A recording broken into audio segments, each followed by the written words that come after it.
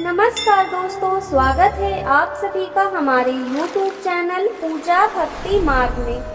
आज हम सुनेंगे रूठ चौदस व्रत कथा और जानेंगे इस व्रत का महत्व। तो आइए शुरू करते हैं। बहुत समय पहले की बात है। एक गांव में एक साहूकार और उसकी पत्नी रहते थे। उनका एक बेटा और बहू थी। साहूकार का बेटा धन कमाने विदेश जाता है। जाते समय वो अपनी माँ से कहता है, माँ, जब तक मैं ना लौट आऊं तब तक परिंदे का पानी खत्म मत होने देना और चूल्हे की आग बुझने मत देना। ये कहकर वो चला जाता है। बहू रोज ध्यान रखती थी कि चूल्हा जलता रहे और परिंदे में पानी रहे। कई साल बीत गए। एक दिन संजोग से चूल्हे की आग बुझ गई और परिंदे का पानी भी खत्म हो गया। बहू घबरा गई, कुएं से पानी भरकर परिंदे में डाल दिया और पड़ोस से आग मांगने के लिए निकल गई। पड़ोसन बोली, आज तो कुछ भी उधार नहीं दिया जाता है, आज रोट चौदस है। इस दिन घर को लीपते हैं, परिंदे का पानी बदलते हैं और नए अनाज से मोटा रोट बनाते हैं। उसकी पूजा कर कर कथा सुनते हैं, सुनाते हैं, फिर भोजन करते हैं। बहू ने सोचा, जब मेरा चूल्हा बुझ ही गया है तो मैं भी ये व्रत क्यों न कर लूं। वो घर गई और पूरा घर को लीप पोत कर परिंदे का पानी बदला, नया आटा पीसा और मोटा रोट बनाया। उस पर दूध, दही, घी, शक्कर, चना, धनिया, धूप आदि अर्पित कर पूजा की।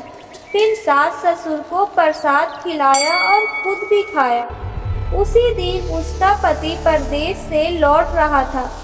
गांव के पास रास्ते में उसे एक सांप मिला। सांप बोला, मैं तुझे डस लूं या छोड़ दूं? लड़का बोला, कई साल बाद घर जा रहा हूँ।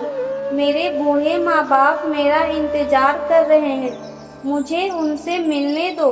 फिर रात को तुम मेरे घर आ जाना। मैं अपनी पत्नी की चोटी पलंग से बांध दूंगा, तो उस पर चढ़कर मुझे डस लेना। सांप मान गया और उसे छोड़ दिया। रात को सांप आया और पत्नी की चोटी से पलंग पर चढ़ने लगा। तभी रोड पर रखे दूध, दही, चना, धनिया, घी आदि सब देवताओं का रूप लेकर निकल पड़े।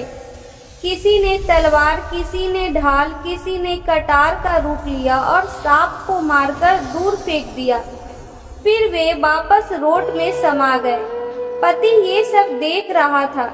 सुबह माँ ने बेटे से कहा, तेरी बहू ने मेरी बात नहीं मानी, परिंदे का पानी बदल दिया, चूल्हे की आग बुझा दी और पड़ोसन के कहने पर रोट बनाया।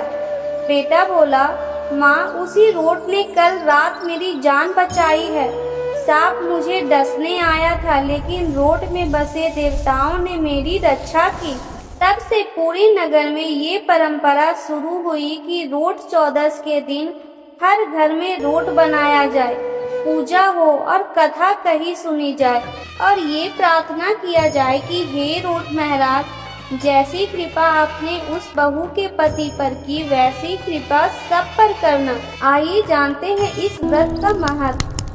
जो भी स्त्री पुरुष श्रद्धा से रोट चौदस का व्रत करते हैं, उनके परिवार की रक्षा होती है, घर में सुख समृद्धि रहती है और संकट दूर होते हैं।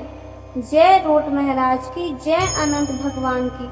अगर आपको ये कथा अच्छी लगी हो तो वीडियो को लाइक करें, शेयर करें और चैनल को सब्सक्राइब जरूर कर लें।